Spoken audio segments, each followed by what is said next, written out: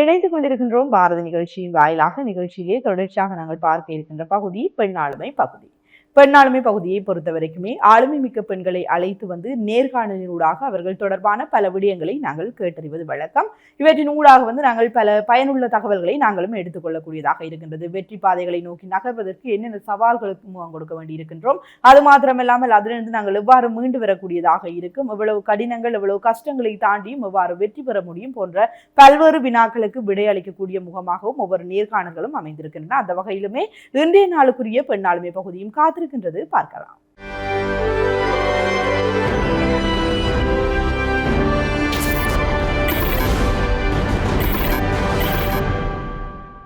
அப்படி அந்த சூழல்ல இருந்து தங்களுடைய அத்தனை அந்த உறவுகளாக இருக்கலாம் மற்றும் அந்த பொருளாதார ரீதியான அவர்களுடைய வளர்ச்சியை ஏற்படுத்தக்கூடிய அத்தனையும் முடக்கிவிட்ட மாதிரி தான் இந்த போர்ச்சூழலானது அமைந்திருந்தது.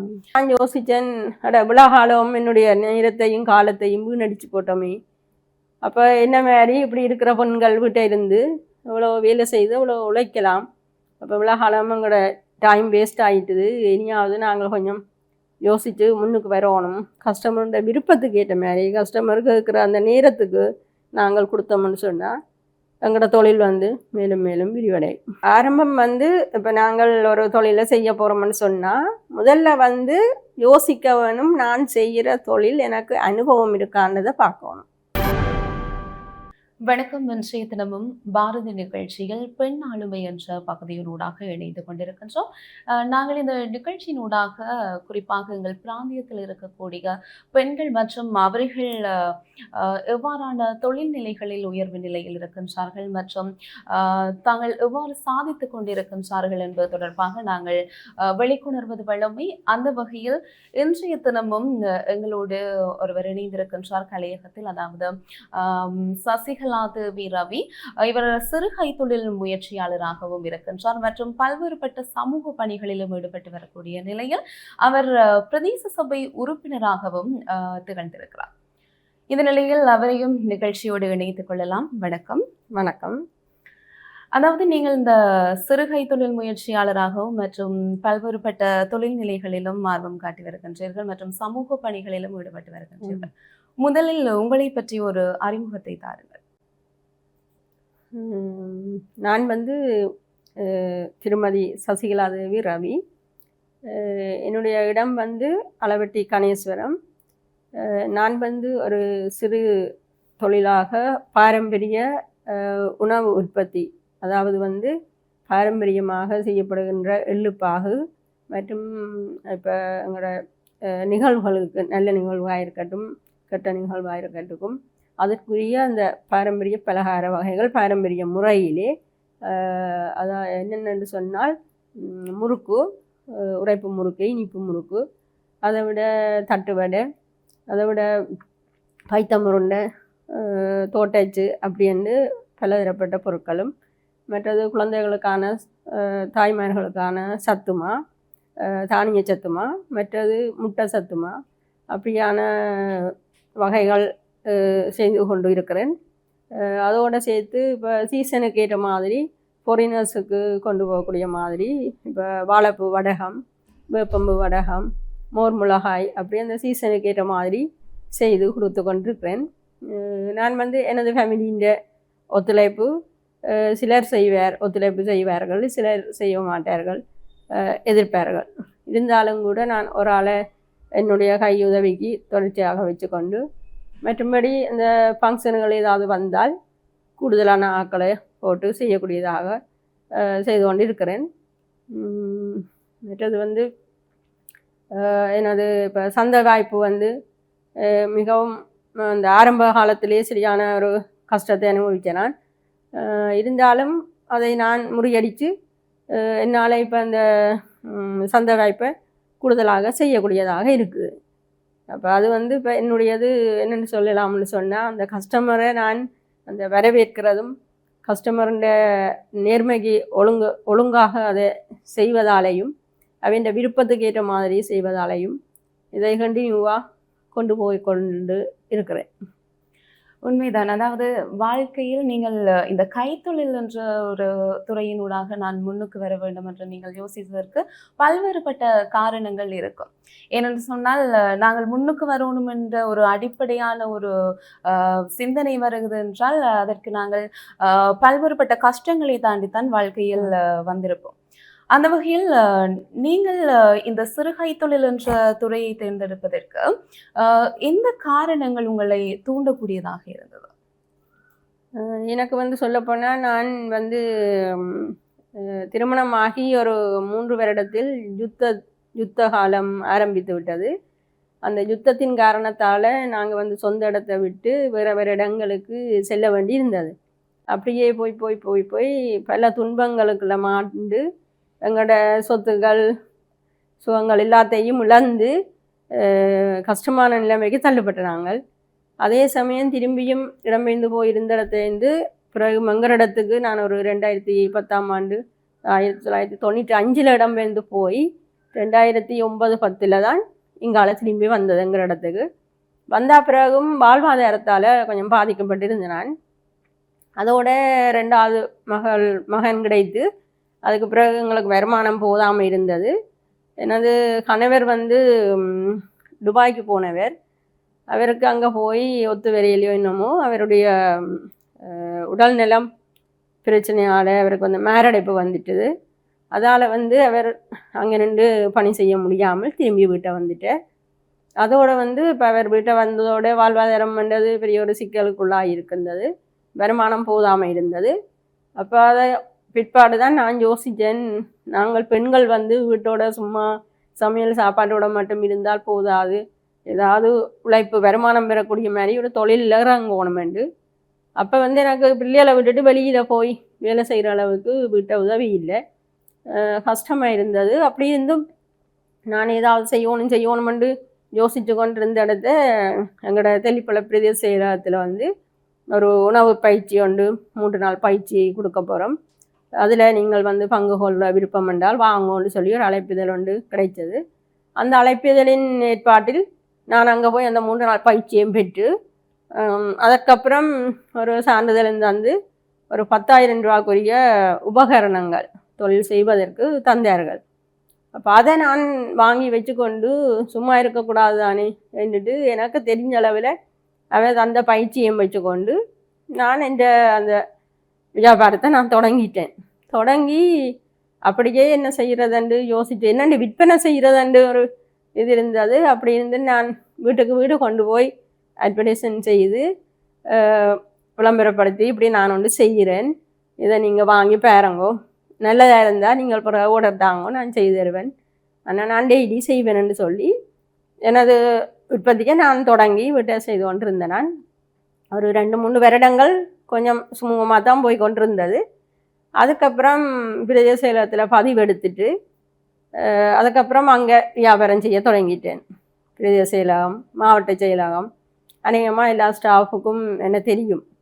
அப்போ எல்லா இடத்தையும் நான் கொண்டு போய் அறிமுகம் செய்து எனது சந்தை வாய்ப்பை மிகவும் ஈஸியாக செய்தேன் நான். அப்புறம் அங்கேருந்து அப்படியே வெளியில் வர பப்ளிக் கூட என்னட்ட வாங்கி அப்புறம் ஆர்டர் தந்து அப்புறம் ஃபாரினர்ஸுக்கு எல்லாம் அனுப்பக்கூடிய மாதிரி எனக்கு வியாபாரம் கொஞ்சம் அதிகரித்து கொண்டே வந்தது. அப்போ அதிலேருந்து நான் யோசித்தேன், இவ்வளோ காலம் என்னுடைய நேரத்தையும் காலத்தையும் வீணடிச்சு போட்டோமே, அப்போ என்ன மாதிரி இப்படி இருக்கிற பெண்கள் வீட்டை இருந்து இவ்வளோ வேலை செய்து இவ்வளோ உழைக்கலாம், அப்போ இவ்வளோ காலம் எங்களோட டைம் வேஸ்ட் ஆகிட்டுது, இனியாவது நாங்கள் கொஞ்சம் யோசித்து முன்னுக்கு வரணும், அடுத்த வீட்டை கையேந்தாமல் நாங்கள் உழைக்கணும், பெண்களண்டா ஒரு மற்றவை எங்களை மதிக்கிற அளவுக்கு நாங்களும் இருக்கணும்னு சொல்லி அந்த தொழிலை நான் இப்போ இன்று வரைக்கும் செய்து கொண்டு இருக்கிறேன் கண்டினியூவாக. அதுக்கு வந்து எனக்கு பிரதேச செயலம், மாவட்ட செயலம், சிறுதொழில் முயற்சி பிரிவு, அப்படி இண்டஸ்ட்ரியல் டிபார்ட்மெண்ட், மற்றது தொழில்துறை திணைக்களம், அப்படியான டிபார்ட்மெண்ட் எங்களுக்கு வந்து நிறைய பயிற்சிகளை தந்து கொண்டிருக்கிறதால அதுலேயும் நாங்கள் போய் அட்டென்ட் பண்ணி அதுகளையும் கொஞ்சம் வேண்டிய ட்ரைனிங்களை உள்வாங்கி அதில் அனுபவிக்கிறதால எங்களோட தொழில் வந்து டெவலப் ஆகி கொண்டு இருக்குது. அது வந்து உண்மையிலேயே ஒரு அவைகளுக்கு தான் நன்றி சொல்லணும். என்னென்னு சொன்னால் எங்களை அதுக்கு வளர்த்து விட்டதுக்கு. இனியும் நாங்கள் இன்னும் இருக்கின்ற அடுத்தடுத்த சந்ததி பெண்கள் வந்து ஒரு தொழில் முயற்சியாளராகவே தொழில் ஒரு செய்து கொண்டிருக்கணுமென்றது தான் என்ற விருப்பம். உண்மையிலேயும் அதாவது இந்த குறிப்பாக உலகளாவிய ரீதியில மட்டும் இல்ல, எங்களுடைய நாட்டிலையும் இந்த போர்ச்சூழல்ன்றது இருந்த காரணத்தால அதுக்குள்ள இருந்த அந்த மக்கள் குறிப்பிட்ட ஒரு காலத்திற்கு இன்றளவும் கூட அதிலிருந்து மீண்டு வர முடியாத ஒரு துர்ப்பாக்கிய நிலைக்கு தான் தள்ளப்பட்டிருக்கிறார்கள். அப்படி அந்த சூழல்ல இருந்து தங்களுடைய அத்தனை அந்த உறவுகளாக இருக்கலாம் மற்றும் அந்த பொருளாதார ரீதியான அவர்களுடைய வளர்ச்சியை ஏற்படுத்தக்கூடிய அத்தனையும் முடக்கிவிட்ட மாதிரி தான் இந்த போர்ச்சூழலானது அமைந்திருந்தது. குறிப்பாக இவ்வாறான காலகட்டங்களில் இருந்து இன்றைக்கும் பல பெண்கள் மீண்டு வந்திருக்கிறார்கள். சில பேர் மீண்டு வர்றதற்கான காரணங்கள் தெரியாத அடிப்படையில் என்ன செய்வதென்று தெரியாமல் அந்த நிர்பந்தத்திற்குள் தள்ளப்பட்டிருப்பதை நாங்கள் பார்க்கக்கூடியதாக இருக்கிறது. இப்படி பல கட்டங்களையும் தாண்டி வந்திருக்கின்ற நீங்கள் குறிப்பாக உங்களுடைய வாழ்க்கையில் உங்களை தூக்கி வர்றது கண்டு இந்த இவ்வளவு தூரத்திற்கு நீங்க வந்திருக்கிறீர்கள்னா அதற்கு பல நபர்களும் காரணமாக இருந்திருப்பார்கள். அந்த வகையில் உங்களுக்கு உங்களுடைய வாழ்க்கையில் நீங்கள் முன்னேறுவதற்கு காரணமாக இருந்தவர்கள் யார்? எனக்கு முதல்ல நான் தொழிலை ஆரம்பித்து கொண்டு போய்க்கல வீட்டிலேயே சப்போர்ட் பண்ணல. ஏன்னு சொன்னால் இப்படி ஒரு வேலையை செய்து கொண்டு திரிஞ்சு முதல்ல வியாபாரம் செய்த ஒரு பெண் என்ற ரீதியில் எங்களை தப்பாக எல்லாரும் பார்ப்பாங்க, தப்பான கணக்கு போடுவாங்க, தப்பாக கதைப்பாங்க. அப்போ ஒருத்தருக்கு முகம் கொடுக்க இல்லாமல் போயிடும், தங்களுக்கு வெக்கமாக இருக்கும் என்று சொல்லி இப்போ வீட்டையே எதிர்த்து தான் நின்றவங்க. ஆனால் எங்களுடைய அம்மா தான் எனக்கு சப்போர்ட்டாக இருந்தா. ஏன்னு சொன்னால் நாங்கள் வருமானம் குறைவுன்னு சொல்லி அடுத்த வீட்டை போய் கையேந்தக்கூடாது, தொழில் செய்கிறதுக்கு எந்த ஒரு வெக்கமும் பார்க்க தேவையில்லை. மற்றது நான் முழுமையாக என்ன நம்பணும், என்ன நம்பி எனக்கு ஒரு டேலண்ட் இருக்குன்னு சொன்னால் நான் அதை செய்கிறதுக்கு தயாராக இருந்தால் சரி, எனக்கு மற்றவர்கள் தேவையில்லை. இருந்தாலும் மற்றவர்களையும் என்னோடு சேர்ந்து செய்கிற அளவுக்கு நான் கொண்டு வருவேன் என்ற ஒரு நம்பிக்கை, தன்னம்பிக்கை இருந்தது. அப்போ அதால் என் கணவர் இப்போ ஒரு நேரம் கதைப்பார், ஒரு நேரம் கதைக்க மாட்டேன், அப்படி கூட இருப்பார். என்னென்னு சொன்னால் என் அந்த தொழில் பிரச்சனையால். ஆனால் நான் தொழிலை செய்து வருமானம் எடுத்து எவ்வளவோ முன்னேற்றத்துக்கு வந்தாலும் கூட அந்த முழுமையான ஒரு சந்தோஷம் இல்லை. எனக்கு வீட்டை ஒரு ஆள் 2 பேர் சப்போர்ட்டாக இருந்தாலும் காணுமென்ற அளவில் நான் செய்து கொண்டு இருக்கிறேன். ஆனால் நாளடைவில் இப்போ வேறு ஆக்களும் கூட என்ன தப்பாக தான் பார்த்துருப்பினோம். என்ற சமூகம் ஒன்று இருக்குது தானே. அப்போ சமூகத்தை வீட்டை விட்டு நாங்கள் சமூகத்தில் இறங்கியக்குள்ளையும் பல சிக்கல்கள் எங்களுக்கு இருந்தது. என்ன இவா பேக்கிங் காவி கொண்டு திரிகிறா பேக்குகளில், ஒரு பொம்பளை வெக்கம் இல்லாமல் ஆண்கள் உழைச்சி கொண்டு வரதை சமாளித்து கொண்டு இருக்கலாம் தானே அப்படின்னு சொல்லியெல்லாம் எத்தனையோ பேர் என்ற காதுக்கு எட்டவே கதைச்சவேன். ஆனால் அதே சமயம் வேறு ஆட்கள் கதைப்பாங்க, ஐயோ ஒரு நல்ல ஒரு வேலை வீட்டை இருந்தோண்டு இப்படி செய்கிறீங்க, நல்ல கட்டித்தனம், இப்படித்தான் இருக்கணும், பெண்கள் முன்னேறணும், சொந்த காலில் நிற்கணும், அப்போ நீங்கள் இப்படி ஒரு தொழில் செய்கிறது நல்லது என்று சொல்லி சிலர் எனக்கு சப்போர்ட் பண்ணுவாங்க. ஆனால் அப்படியே வலிக்கிற வெளியில இருந்து இப்போ படித்த சமூகம் படிக்காத சமூகம் ஒன்று இருக்கும். இப்போ படிக்காத சமூகம் வீட்டை விட்டே வெளியே போக மாட்டினோம். இப்போ அவர்களுக்கு நல்லது கெட்டது தெரியாமல் இருக்கலாம். சிலர் நல்லது தெரிஞ்சும் பொறாண்மையில் கதைப்பாங்க, முன்னேறக்கூடாதுன்ற பொறாண்மையில் கதைப்பாங்க. அப்போ நான் எல்லாத்தையும் தாண்டித்தான் நான். இருந்தாலும் கூட நான் எதையும் மனசில் வச்சுருக்க மாட்டேன், அடுத்த நிமிஷம் தூக்கி போட்டுடுவேன். ரெண்டாவதுகளுக்கு எல்லாம் நாங்கள் யோசித்தோம்னு சொன்னால், பயந்தோம்னு சொன்னால் வாழவே முடியாது. அப்போ எங்களில் தன்னம்பிக்கை வச்சுக்கொண்டு நாங்கள் உழைக்கணும், முயற்சி செய்து முன்னுக்கு வரணும்னு சொல்லி நான் தான் அதை முடிவெடுத்து எத்தனையோ பிரச்சனைகளுக்கு முகம் கொடுத்து வெளியில் நாங்கள். ஆனால் வியாபாரம் வெளியில் போயக்கலையும் எத்தனையோ போட்டியாளர்கள் இருப்பினோம். இப்போ எங்களை மாதிரி செய்கிறார்கள் எத்தனையோ பேர் போட்டியாளர்களாக இருப்பினோம். ஆனால் நான் அவைகளையும் முறியடிப்பேன். ஏன்னு சொன்னால் அவர்களும் செய்யத்தான் வேணும், அவர்களும் வாழத்தான் வேணும், உழைக்கத்தான் வேணும். இருந்தாலும் எனக்கண்டு புரிம்பான ஒரு கஸ்டமர் இருக்கணும். ஏன்னு சொன்னால் நான் செய்கிற அந்த தொழில் தரமாயும் சுத்தம் சுகாதாரம் என்ற ஒரு என்னென்னு சொன்னால் வியாபாரத்தின் அந்த தன்மை பிடிக்கும், எல்லாருக்குமே பிடிக்கக்கூடியதாக இருக்கும். அதால் எனக்கு நிறைய பேர் இருக்கணும், என்ன விட்டு போக மாட்டினோம் என்றது அந்த ஒரு நம்பிக்கை எனக்கு இருக்குது. அதனாலே நான் மற்றவர்களை பார்த்து நான் பொறாமைப்பட மாட்டேன். மற்றவர்களும் என்ன போன்று வர வேணும் என்று தான் நான் ஆசைப்பட்டு கூடுதலாக எல்லாருக்கும் என்ற வழியில் வாரத்துக்கு எனக்கு நான் செய்கிற மாதிரி அவைகளுக்கும் ஏதாவது எனக்கு தெரிஞ்சதை நல்லதை சொல்லி கொடுப்பேன். அதுதான் என்னுடைய ஒரு நல்ல ஒரு நோக்கம். உண்மைதான். அதாவது நாங்கள் ஒரு எந்த விஷயத்துல நாங்கள் முன்னுக்கு வரணும் என்று நினைத்தாலும் எங்களை தூக்கி விடுறவர்களும் இருப்பார்கள், தாழ்த்துபவர்களும் இருப்பார்கள். அது உலகத்தினுடைய நியதி என்றுதான் சொல்ல வேண்டும். அப்படி நாங்கள் பார்க்கும்போது குறிப்பாக நீங்கள் இந்த உற்பத்திகளை செய்து கொண்டு வரைக்குள்ள இது சிறுவர்களுக்கு அதாவது போஷாக்கானதாக இருக்குமா, மற்றது முதியவர்களுக்கு போஷாக்கான தன்மைகள் இருக்குமா என்பதை பார்த்தெல்லாம் செய்திருப்பீர்கள். இப்படி இந்த உற்பத்திகளை நீங்கள் தரமானதாக செய்து விற்கும் போது உங்களுடைய உற்பத்திகள் அதாவது மற்றவர்கள் வாங்க வேண்டும் என்ற ஒரு ஆசைகளும் இருக்கும், அதோடு மற்றவர்களும் தேடி வருவார்கள். தரம் என்ற ஒன்று இருக்கும் போது மற்றவர்கள். ஆனால் நீங்கள் இந்த கைத்தொழில் துறை என்றதை தேர்வு செய்யும் இருக்கிறீர்கள். அதாவது இது இந்த பெண்கள் பல பெண்களும் தாங்கள் என்ன செய்ய வேண்டும் என்பது தெரியாமல் இன்றைய காலத்தில் சில பேர் இருக்கதை பார்க்கக்கூடியதாக இருக்கிறது. அப்படியான பெண்கள் முன்னுக்கு வர வேண்டும் என்ற அடிப்படையில் நீங்கள் அவர்களுக்கு எவ்வாறான அறிவுரைகளை கூறுவீர்கள்? இப்போ நான் இப்போ என்ன போன்ற அந்த பெண்கள் வீட்டில் இருந்து வீட்டு குடும்ப சுமையும் பார்த்து கொண்டு இந்த மீதி நேரங்களில் அவர்களை பார்த்தால் நான் போகிற இடங்களில் பார்த்து கொள்கிறேன். நான் என்ன செய்கிறார்கள் பெண்கள் என்று நான் பிள்ளைகளை டியூஷனுக்கு அனுப்பி போட்டு சமைச்சு சாப்பிட்டு ஒன்றில் நித்திர கொண்டு எழும்புவார்கள். இல்லைன்னு சொன்னால் டிவியோட இருந்து சீரியல் பார்ப்பார்கள். சீரியல்லேயும் ஒரு நல்ல விஷயங்கள் எவ்வளவோ போகுது, அதுகளெல்லாம் பார்க்க மாட்டாங்க. மற்றது இல்லைன்னு சொன்னால் ஃபோன் வச்சுக்கிறார்கள். ஃபோனில் வர்ற நல்லதோ கெட்டதோ அதுகளை பார்த்து கொண்டு தங்களோட அந்த நேரங்களை வீணடிப்பார்கள். ஆனால் நான் அப்போது தான் யோசித்து சில பேர்களுக்கு சொல்லுவேன்.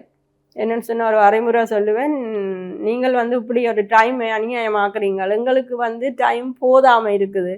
அப்போ நீங்கள் இந்த டைம் ஏன் வேஸ்ட் ஆக்குறீங்க? இந்த லீவுக்குள்ளே ஏதாவது பார்ட் டைம் வெளியில் வேலைக்கு 7 மணிடா போகலாம். இல்லைன்னு சொன்னால் வீட்டை இருந்தோண்டே நிறைய வேலை வாய்ப்புகள் இருக்குது. அப்போ அந்த வேலைகள் உங்களுக்கு ஒரு பயிற்சி, அந்த ஒரு வருமானத்தை தரக்கூடிய வேலைகள் நிறைய இருக்குது. இந்த ஃபோனில் கூட வேறு இது பார்த்து செய்யலாம், மற்றது டிவிஎல்லையோ என்னவோ உங்களுக்கு அதில் போகுது. அப்படி அதை விட உங்களுக்கு ஒரு பயிற்சிகள் தேவைன்னு சொன்னால் பிரதேச செயலகத்துக்கு போனால் அங்கே நிறைய வேலை திட்டங்கள் எங்கே என்ன வேலைகள் இருக்கின்றதை அங்கே சொல்லுவீனோம். அப்போ அந்த அறிவு உரைகளை கேட்டு நீங்கள் ஏதாவது ஒரு கொஞ்சம் காசாவது நீங்கள் உழைக்கிறதுக்கு வருமானத்தை தேடுறதுக்குரிய வழிகளை நீங்கள் பார்த்து கொள்ளுங்க. இந்த டைமுகளை நியாயமாக்காயங்கோ. டைம் ஒரு பொண்ணானது, நேரம் பொண்ணானதுன்றதை நேரத்துக்கு முதல் நாங்கள் மரியாதை கொடுக்கணும். அந்த டைம் நானும் எங்கே போனாலும் வீட்டை நின்றாலும் சரி அந்த டைம் பிரயோசனமாக இருக்கணும், பிரயோசனப்படுத்தணும். அந்த டைமுக்குள்ளே நான் ஒரு 100 ரூபா உழைச்சாலும் கூட அது எனக்கு ஒரு பெருமையாக தான் இருக்கும். என்னென்னு சொன்னால் நானும் உழைச்சி இப்போ ஒரு 10-14 வருஷமாக தொழில் செய்து கொண்டு இருக்கிறேன். எனது ஒரு கடன் கூட நான் ஒரு 10 லட்சத்துக்கிட்ட கடன் அழிச்சிட்டேன் நானாக உழைச்சி. அப்போ என்ன நினைச்சு நானே பெருமைப்படுறேன். நான் சில வேலைகளில் நான் வீட்டோட பேசாமல் இருந்திருந்தால் இன்றைக்கு இந்த கடனும் அழிஞ்சிருக்காது. நான் நினைச்சதை உடுத்தி இருக்கவும் மாட்டேன், வாங்கி இருக்கவும் மாட்டேன். அப்போ நான் உழைச்சபடியாக இன்றைக்கு அந்த கணவற்ற சம்பாதிப்பில் வீட்டு செலவை பார்த்து கொண்டு என்னுடைய மேலதிகமான செலவுகள் எல்லாத்தையும் பார்க்கக்கூடியதாக இருக்குது. அதனுடைய இப்போ எல்லா பெண்களுக்கும் நான் சொல்கிறது அதுதான். இப்போ எல்லோரும் படித்தா மட்டும் போதாது, படிப்போடு சேர்ந்து ஒரு சின்ன வேலை செய்யலாம். உத்தியோகத்துக்கு போகிறவ கூட ஒரு சின்ன வேலை வீட்டிலேருந்து செய்யலாம், இரவுல கூட செய்து கொள்ளலாம் தானே. அதே மாதிரி வீட்டில் இருக்கிற மற்றும் பெண்கள் இப்போ ஒரு பொது அமைப்புகள் இருக்குது. மாதர் சங்கம் இருக்குது, மகளிர் சங்கம் இருக்குது, முதியோர் சங்கம் இருக்குது, சிறுவர் சங்கம் இருக்குது, கிராம விதி சங்கம் இருக்குது. அப்படியான சங்கங்கள்லேயே போய் ஒரு மெம்பராக சேர்ந்து அதில் ஒரு கூட்டம் போட்டு இப்போ அதில் கதைக்கலாம். பெண்கள் சேர்ந்திருந்து கதைக்கலாம். ஒவ்வொருத்தருக்கு என்னென்ன பிரச்சனைகள் இருக்குது. அப்போ ஒரு தொழில் செய்ய வேண்டிய ஒரு பிரச்சனை இருக்குது, ஒரு இடம் போக தெரியாது, என்ன செய்கிறேன்றே தெரியாமல் இருப்பாங்க. அப்போ அவங்களுக்கெல்லாம் ஒரு வழிகாட்டல் தெரிஞ்சவங்க வழிகாட்டி விடலாம். அதன் மூலமாக வீட்டை இருந்து ஒரு தொழிலை செய்து ஒரு கொஞ்சம் காசு சம்பாதிச்சாலும் கூட அது கூடிய ஒரு இதாக வரும், பெருந்தொகையாக ஒரு காலத்தில் வரும். அப்போ நான் என்னத்தை சாதிச்சேன்ன்றதை நானே என்ன கேள்வி கேட்கலாம். அந்த எல்லாத்துக்கு நாங்கள் பெண்களாகிய அனைவரும் யோசிக்கணும். வீட்டை இருந்து நேரங்களை வீணடிக்காமல் அந்த நேரத்துக்குள்ளே பிரயோசனமாக ஏதாவது சின்ன ஒரு தொழிலை செய்தாவது வருமானத்தை இட்டு எங்களது குடும்பத்தையும் சந்தோஷப்படுத்தி எங்களையும் சந்தோஷப்படுத்தி சமூகத்தையும் நாங்கள் ஒரு நல்ல நிலைமைக்கு உருவாக்கலாம். அப்படியான பெண்களை நாங்கள் முன்னுக்கு கொண்டு வரணும்ன்றது என்ற நோக்கம். உண்மைதான். இந்த உறவுகளாக இருந்தாலும் சரி, சமூகமாக இருந்தாலும் சரி, அதாவது நாங்கள் பல்வேறுபட்ட துறைகளிலும் எங்களுடைய முன்னேற்றத்தை காட்ட வேண்டும். ஏனென்றால் தரம் என்றதும் மற்றது நிலை என்ற அடிப்படையிலையும் மற்றது நாங்கள் எப்படியான ஒரு தகுதியான ஆட்களாக இருக்கின்றோம் என்பதையும் பார்த்துதான் பலரும் எங்களோட உறவாடுவார்கள்.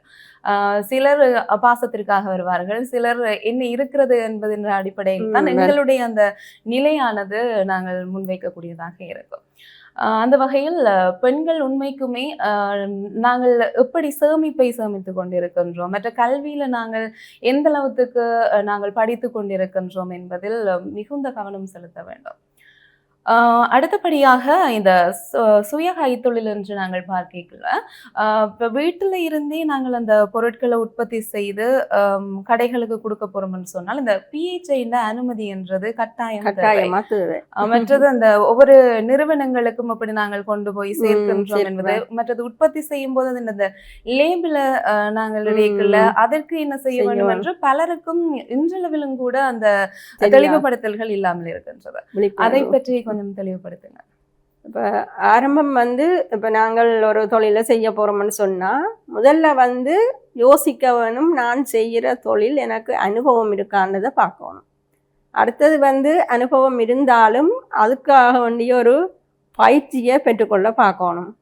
மற்றது நான் செய்கிற அந்த பொருளை விற்பனை செய்கிறதுக்கு அதை நாங்கள் பார்த்துக்கொள்ளணும்னு சொன்னால் முதல் வியாபாரம் தான் எங்களுக்கு தேவை. வியாபாரம் இருந்தால்தான் நாங்கள் எங்களோட உற்பத்தியை மேற்கொண்டு செய்து கொண்டு போகலாம்.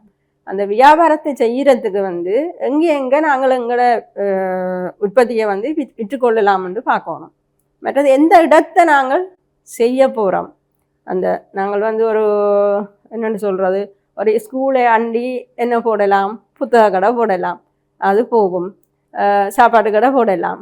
அதை மாதிரி எந்தெந்த தொழிலை எந்தெந்த இடத்தை போடணுமென்ற ஒரு தீர்மானம் எடுக்கணும். அதை விட இப்போ எங்களோட பிஸ்னஸுக்கு முதல் பதிவு இருக்கணும்.